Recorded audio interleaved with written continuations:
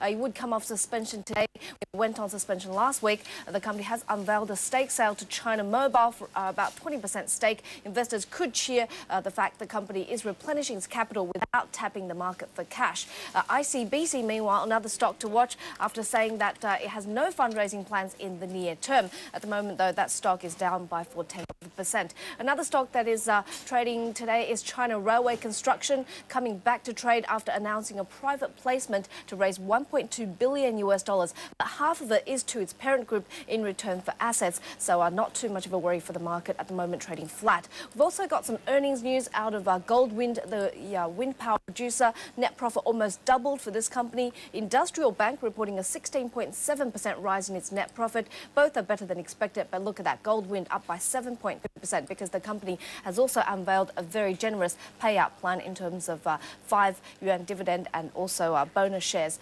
We're also looking at political matters. It's the second day of the CPPCC meetings, and NPC meetings open tomorrow. The key topic is containing property prices, which climbed nearly 10% in January alone.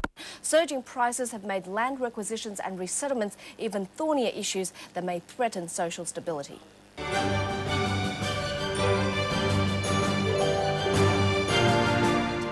Science fiction in any other country, but in China, the story of indigenous people being forced from their homes for their valuable land struck a chord. The Chinese called it a resettlement movie. Scaffolding and demolition, a common sight in China as old buildings make way for new ones. Resettlement wasn't much of an issue when property prices were stable. But when prices are rising so fast, residents are often priced out of their former suburbs, disputes arise. What's fair compensation? And what if they don't want to move at all? Under existing regulations, developers can force residents to move with the government's help. Meanwhile, strong-arm tactics like cutting power and water supply and even physical threats have been used. Standoffs have sometimes occurred between residents and demolition firms backed by police. And in one case, self-immolation by a woman whose home was being demolished. Lawyer Sun Hongling is concerned on two fronts. His clients who are often the victims of violent land requisition, and also in his role as a People's Congress delegate for Shanghai. He is lobbying for better protection of residents' rights, including fairer compensation. Compensation is based on the date that a resettlement permit is obtained. However, a developer can take 3 to 10 years before completing the resettlement. So if the compensation is based on the earlier offer, do you think that's fair? Of course not. Beijing is starting to address the problem and has drafted revisions to resettlement regulations.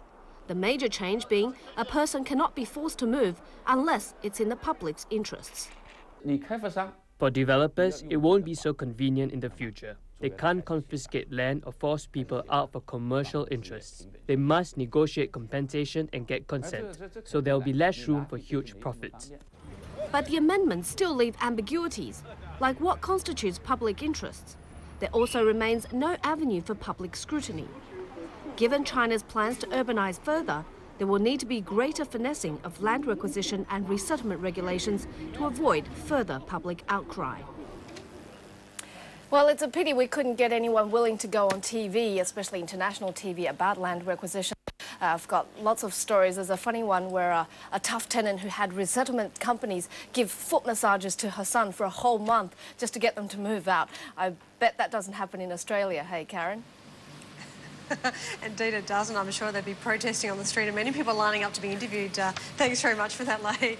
Well, indeed, that was the social impact of property development as it's playing out. But let's take a look at the investment impact. We're joined now by Peter Churchouse, Chairman of Portwood Capital, a property investment firm based in Hong Kong. Nice to have you with us, Peter. And this is a consistent debate we've had here on Squawk for weeks and, in fact, months about whether China property is, in fact, in a bubble. You do believe it is and think we could be in for a repeat, possibly, of what happened with the US subprime and also the overly hot UK market. I want to ask you, there's no way, though, that Chinese authorities have allowed monetary policy to run as long as Greenspan did in the US. So why could this be a repeat of, the scenes that we saw in the US? Well, Quite frankly, I'm not sure a foot massage would entice me out of my property, but you can see the tactics that are being used in China. But we are definitely in a bubble in China. We've seen property prices up in Beijing and cities like Shenzhen up over 100% in the last 12 months. Shanghai and Guangzhou, the other two tier 1 cities, up 30 to 40% in the past 12 months. So I think any bubble like that is credit-induced. So China's setting itself up, in my view, for a major credit crunch a couple of years down the track. They advanced $1.3 trillion of new bank lending last year. They're on track to advance about 75% of that again this year, which is double the long-term average of credit extension. So this is a bubble that's been fueled by credit, and I'm afraid it's going to end badly a couple of years down the track here. Peter, say you're right and this does in fact play out. One of the key risks, as you said, is what will happen to non-performing loans. I'm curious, if this does all come to bear, will non-performing loans just affect the Chinese banks, or will there be a fallout also for many of the international banks who are now invested and opened up branches in China? I think primarily the big 4 Chinese banks are going to be the sufferers here primarily. They are the ones who've basically been at the forefront of this lending boom over the last 12 months and continue to do so. So I think they're going to be the big problem here. But again, in true Chinese fashion, I think it'll be swept under the carpet, just like in the US, Fannie Mae and Freddie Mac ended up now being wards of the state, being government-owned, government-controlled, government-backed, basically paid by the taxpayer. That's going to happen in China as well. You already saw the last wave of non-performing loans swept into these asset management companies 10 years ago in China. They are still sitting in the government books right now. In 2 or 3 years' time, they're going to do exactly the same thing. There will be all these non-performing loans that are sitting in the big banks will end up in these asset management companies and paid for by the taxpayer, just as we've seen in the UK and the US. So we transfer the private debt, if you like, onto the shoulders of the public sector.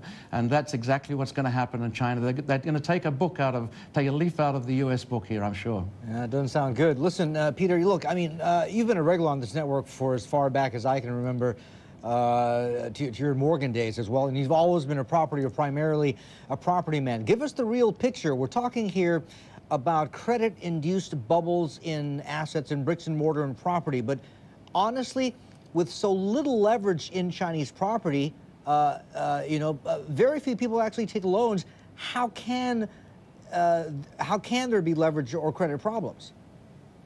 Well, listen, we've already seen property cycles in China already. If we look back in 94 to 99, we saw property prices in Shanghai drop by 60–70% during that period. You saw a massive oversupply of real estate at that time. We're seeing exactly the same thing now. We're seeing a 30–35% vacancy rate in commercial property in Beijing right now. The vacancy rates are rising also in Shanghai, particularly in the commercial side.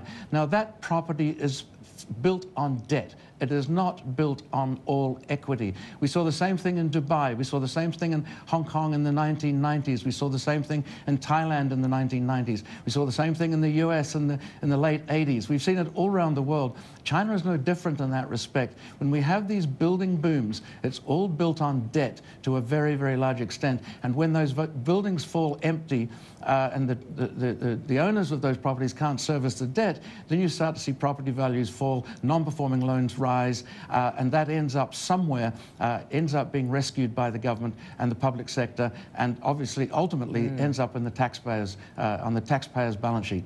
Okay, so no doubt, of course, very high on the agenda as policymakers meet in Beijing. I'm just curious, though, more broadly, as development and growth gets pushed inland, westward from the eastern seaboard, the secondary cities, have they learned their lesson, or are we going to see a repeat of what we're seeing now and have seen in Beijing, Shanghai? No, we're seeing a repeat performance, absolutely, exactly the same as we've seen elsewhere. The building boom is carrying on in the Tier 2 cities just as it is elsewhere. The big policy problem that China faces is that most of the municipal authorities receive up to 50, 60, 70% of their income that they use to develop infrastructure in their local municipal areas.